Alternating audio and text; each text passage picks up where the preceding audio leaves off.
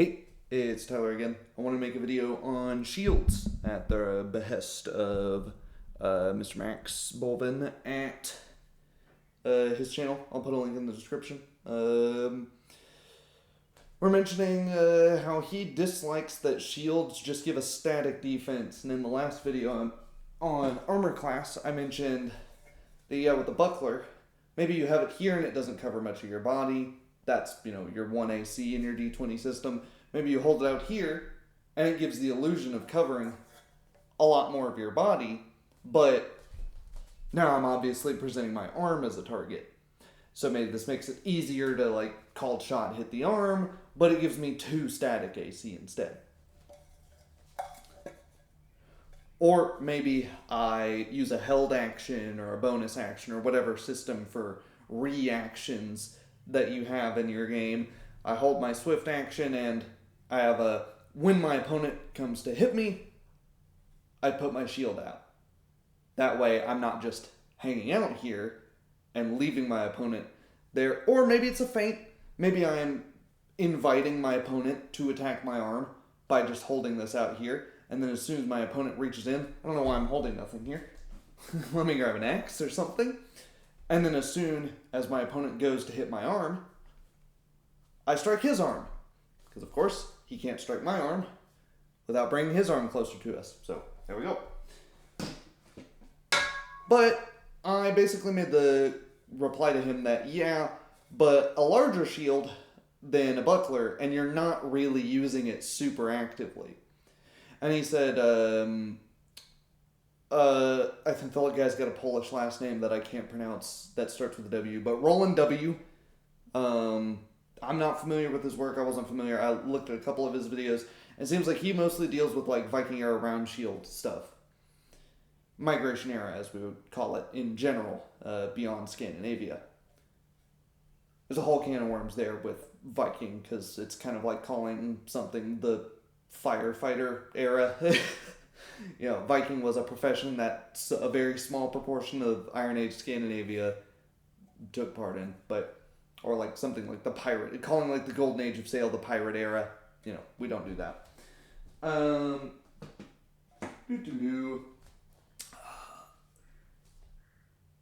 I am not super familiar with Viking round shields. I don't own one. I've done a tiny bit of sparring with one, and it was very large. It was sized for somebody about twice my size. And for that was very much, pretty static. So I'm going to mention why I think most of these shields are static. He mentions, if you mention a Pavis, or what is referred to as a tower shield in most games, that's static, but it's not really a shield. It's more like mobile cover. Yes, pretty true. I'll get these really quickly here. I've got these two. They're slightly different shapes. Shields varied in shape all the time. They all have their advantages and disadvantages. The grip is what I wanted to mention, because the grip changes how you use the shield quite a bit. So this is just a standard grip through center here, and we can either hold it forearm up, like so, and have this basically cover my entire upper body. I'm going to be using it right-handed so I don't muffle myself from the microphone. But now I ruined the lighting. Alright, lose, but I'd rather you be able to hear me well. I could hold it here and pretty much cover my entire upper body, and if I'm being shot at by arrows, I can't just totally cover myself and even blind myself, but that's kind of okay because I don't really need to see. I need to get closer and then I need to be able to see. This is the same point of visors in closed helms. You really only have the visor down if you're being shot at by arrows, where it's more valuable to not be shot in the face than to be able to see. You can just sort of feel by the guy that's around you, oh, okay, we're moving forward, what have you. You can also hold it, of course, arm straight down and cover more of your leg. Basically, my entire leg is covered right now.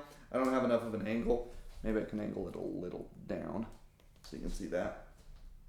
Not really, but you get the idea. But my head is exposed. So that's nice as well. If I hold this really close to my body, this is not going to be incredibly effective at stopping blows because shields are typically not super thick. Some historical examples are thicker than this one, but if they're much thicker than this, that starts to become a problem because it's really friggin' heavy. But these were often carried as part of a two-man team. So you would be carrying this in a very small, one-handed sword, an arming sword or something, and carrying this solely to defend your crossbowmen or whatever, and just be defending while he reloads. So you could also use your offhand if it was a heavier shield and just carry it like this. I find it interesting that a lot of games, being able to use a tower shield requires some level of skill and proficiency, but bucklers generally don't, or not as much at least. But a buckler is a much more difficult weapon to use because it's not as passive. This is just sort of...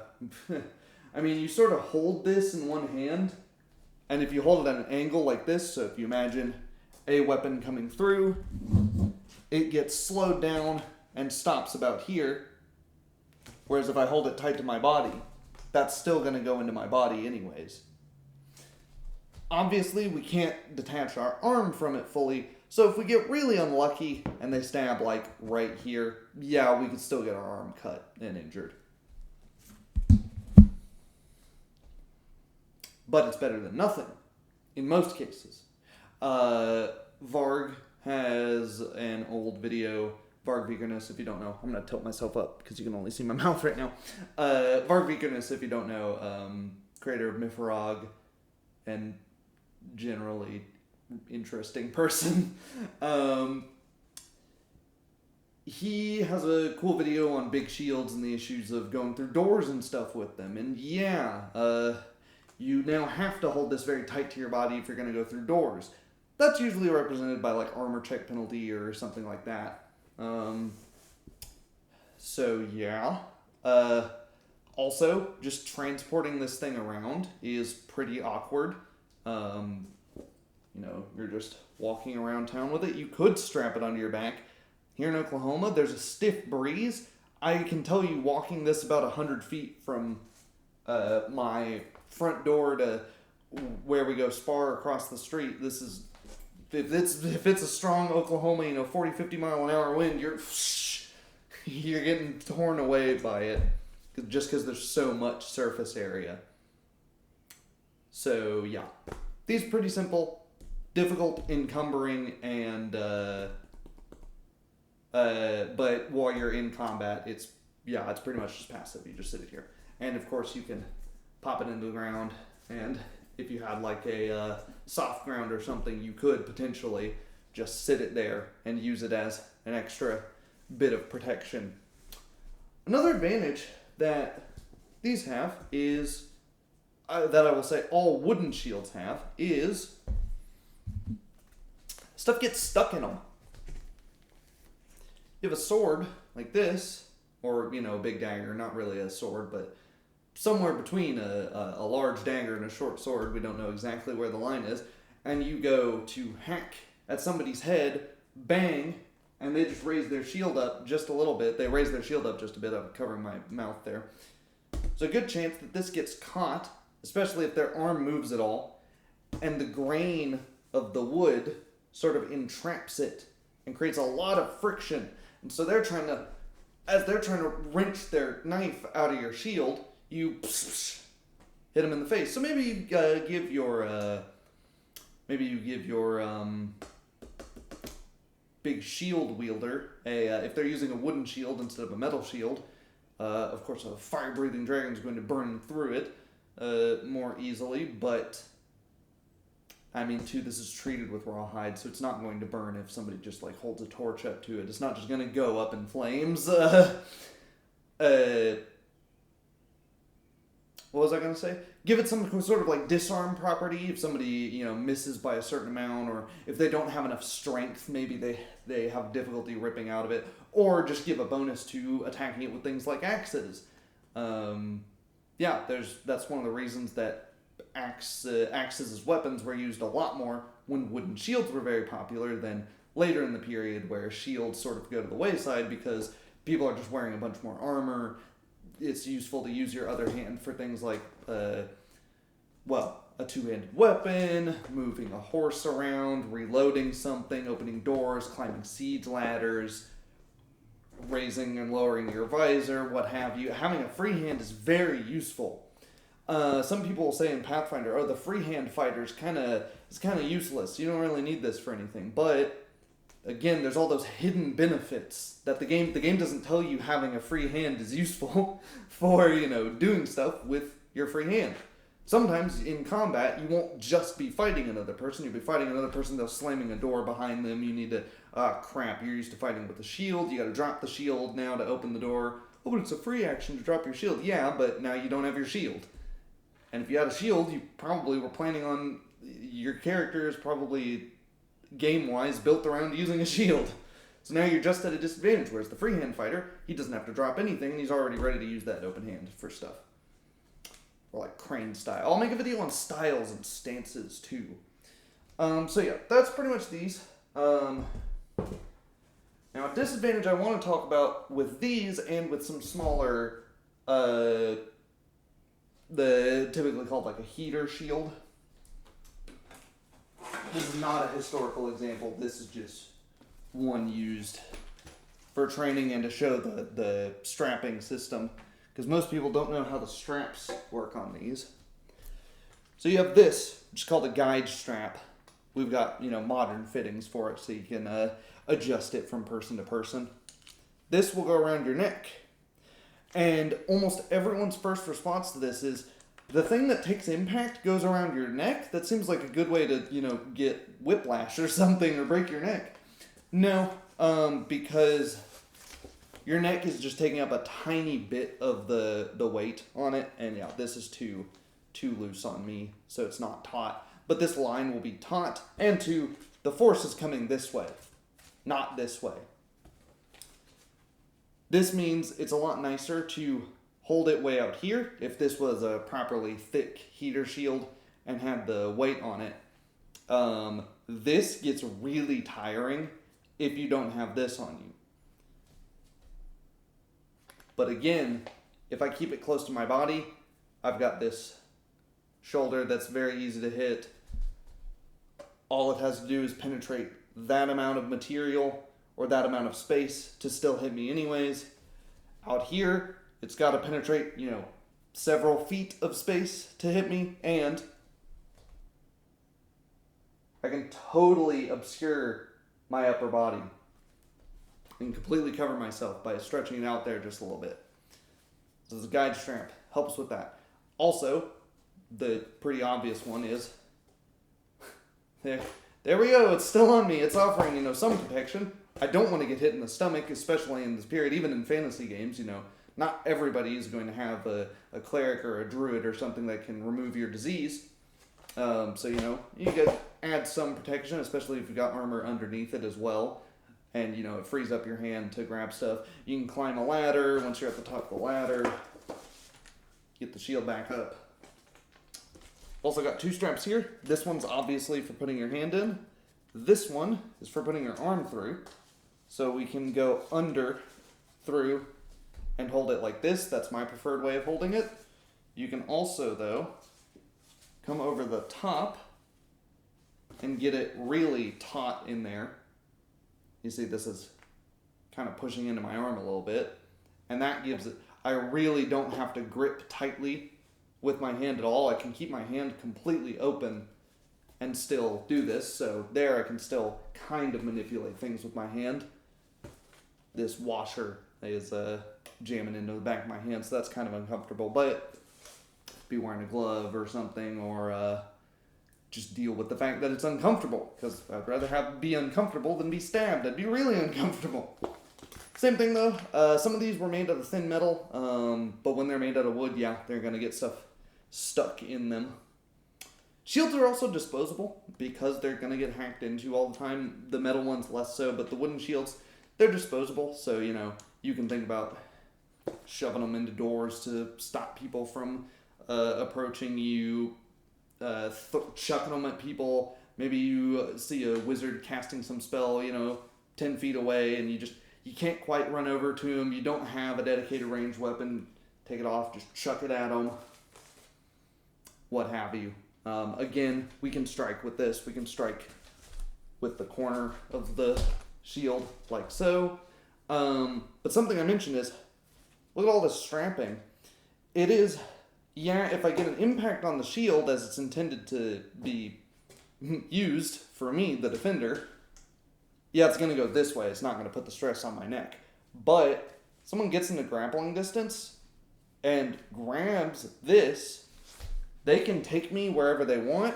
They can put a cross-collar choke on me very easily. You just need one hand because the other side of the strap is affecting me. It is going to get, if I am using this a lot actively, then as I swing, it's very difficult. I can't make a cut in this direction. I have to stop it early. Whereas if I keep it tight to my body, with a buckler, I can swing with it and come this way. And I can do that as well with this. It leaves me open here for a second, obviously. But eventually, say someone comes in and stabs or something, and this has happened frequently, as you move, maybe you're moving this to actively parry something coming in like a thrust, and you try to move that offline. Well, very often, they'll pull back. And now look at the situation we're in. It's especially noticeable with an axe, but now he pulls back, he pulls me forward with him, if he's pretty strong. Now, even if I let go of the shield, he's still tied up with me. And now, I've got all this nonsense to deal with. So maybe that's part of your armor check penalty, or a dex penalty, or what have you, for wielding the shield. And while I'm not a huge fan of the active maneuvering with it, I like... You've got your guide strap. It's supporting all the way to the shield. Focus on your offense. Just use that as you're always focusing on avoiding hitting your own shield. Rather than having to constantly think, okay, I'm trying to defend. I'm trying to actively defend with my shield. And now I'm trying to move around it and avoid hitting my own shield. I'm trying to avoid getting tangled up with my own weapon. Oh, let me come over here to defend this and make a false edge cut or hit with the blunt end of my axe. There I managed to avoid it, but there, now I'm all tangled up and I've got to spend some time to free myself. Sometimes it would have, a little bit less slack than this, but remember it needs to be your full arm's length, your full wingspan, well, half your wingspan, to actually be useful and take up the slack on your neck there. So that's something there. Another way you could hold this is go in through the top and grab this like so. Or sorry, I think you go in through the bottom and hold it like so. In through the bottom and hold it like so. This creates an issue where the top has a lot of leverage, and it can be really easy to fall through. But if you're holding it like this might not look like it gives me much protection, and against thrusts it doesn't. But in general, shields don't offer a ton of protection against thrusts if they're made out of wood. It's mostly of metal. But I can make a very short, sort of make my arm like a chicken wing. Very short movement and cover myself from the left side. So this invites thrusts and attacks from the right side. So the AC is sort of, I've made my opponent more predictable by, I know they're not just going to attack at this side. Unless, again, they have an axe or something that can easily go through. This might be useful if I'm riding a horse. Again, the guide strap here isn't taut, so you're sort of taking that advantage. This is my least favorite way of holding it, but just some examples. Even with the buckler, the smallest of our shields, I have to think about, if I cut here, I have to stop my cut short. Whereas if I'm cutting across the body, away from my buckler hand, I can keep the buckler extended and still follow all the way through. I might make a follow-up video on why I want that follow-through rather than just stopping here. Joachim Meyer has a drill called changing the cross, Vexilieren die Kreuz, something like that. Sorry for my terrible German. But basically, he makes a full cut, and then a partial cut. And then partial cut, full cut. The cross being this X motion here. This is a difficult thing to do when I've got this. I've got to move my buckler out of the way if I want to make that motion, and effectively it's just kind of hand protection at that point. It's not actually protecting my body anymore. So, if I'm actively using my shield, it makes it harder on me to use my offensive capabilities because I've got to be thinking, again, where that is. Whereas, I can just kind of glue it to my front hand and swing it both at once, and it's just added hand protection at that point. Or again, we can go back here. Maybe this is my feint. Maybe I'm doing a feint action. I should make another video on feints too. Alright, so we're getting way off topic at this point. But yeah, so those are some thoughts on shields. I'm still on the... Really in a game, yes, you can use other shields somewhat actively.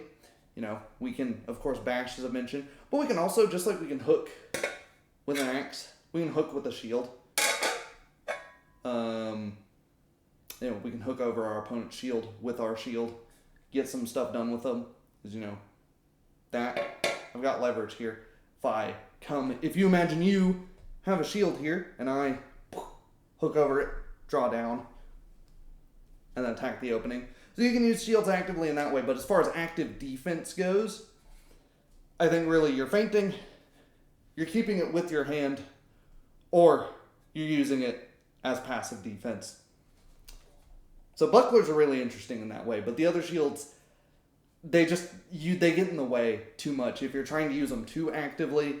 So I think in the context of a tabletop RPG, we should just keep it simple and say, yeah, shields that are bigger than a buckler, you're using this pretty passively. There's some other stuff you can do with them. You know, you have the strap on the heater shield that you can let that just dangle. You can put a strap on this as well, but again, it would start getting in the way if you move it around. The big pavis, you can just stick into the ground, use it as a sort of fortification. But in general, in combat, I think it's fine for them to just give a static AC bonus, unless your player is describing, you know, how their character's they're using it to strike their opponent, they're using it to set cover, they're using it to try and disarm their opponent, to try and wrench their opponent's shield down, make an opening, something like that. It all comes back to how they're describing their combat. You can also hold stuff in the same hand as you use this, but it becomes less effective as a shield. Yeah, maybe that's something to think about. Alright, let me know if there's anything in particular you'd like to see next. I left some hints, some plot threads of other videos I might make on the subject. Yeah, let me know. Sorry if there's any audio issues with me covering myself up with my shield over and over again. Hopefully as I get more stuff in these rooms, the audio will be a bit better as well. So yeah, thanks. Take care.